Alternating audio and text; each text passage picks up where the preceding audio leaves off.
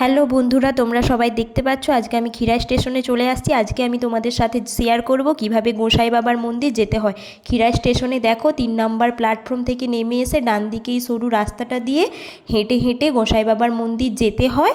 আর এখানে টোটো বা অটোতে যাওয়ার কোনো সুবিধে নেই, এখানে হেঁটেই যেতে হবে যেহেতু সরু রাস্তা। আর এই দেখো বাম দিকে এটা হচ্ছে যে ট্রেন যায়, আর ডান দিকে দেখো ছোট ছোট পুকুর আছে। আর এই সরু রাস্তাটা দিয়ে হেঁটে হেঁটে যেতে হয়। আর এটা স্টেশন থেকে প্রায় 10 মিনিট মতো হাঁটার পথ হবে।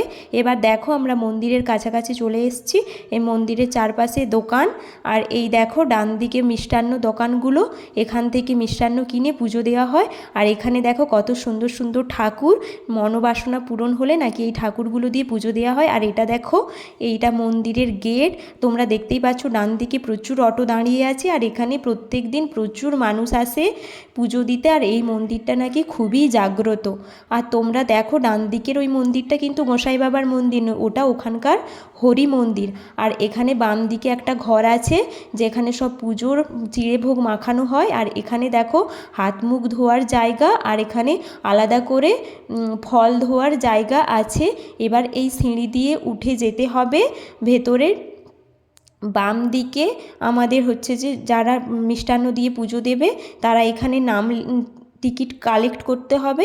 এবার ওটা টিকিট কালেক্ট করে মিষ্টান্নর উপর চিটাতে হবে। আর এইখানে দেখো নিজেদের ফল দিয়ে পুজো দিলে নিজেদেরকেই ফল আঙিনা করতে হবে। আর তারপর তুমি যদি চিঁড়ে দিয়ে পুজো দিতে চাও তাহলে ঠাকুরমশাইকে বলবে, আর তোমরা সব জিনিস দেবে, ঠাকুরমশাই শুধু মাখিয়ে দেবে আর পুজো দিয়ে দিবে। আর এইখানে দেখো এই মিষ্টান্নর উপর কাগজগুলো চিটিয়ে দেওয়া হয় যাতে খুঁজে পেতে সুবিধে হবে প্রসাদগুলো।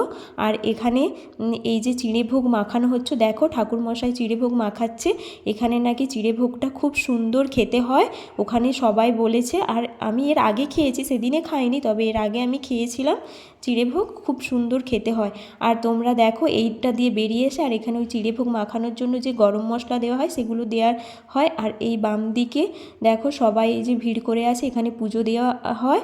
তারপর অনেক ভর্তি হলে ঠাকুরমশাই পুজো করতে নিয়ে যায়। আর দেখো এটা মন্দিরের চারপাশটা, আর এটা দিয়ে দেখো মন্দিরের ওই পাশে একটি ঘাট আছে। এখানে ঘাটে স্নান করে যারা হচ্ছে যে ডন্ডি কাটে তারা এইখান থেকে স্নান করে উঠে গিয়ে মন্দিরের চারপাশে ডন্ডি কাটে। তারপর দেখো পুরোহিত পুজো করতে শুরু করে দিয়েছে। আজকে তোমাদের সাথে এটুকুই শেয়ার করলাম।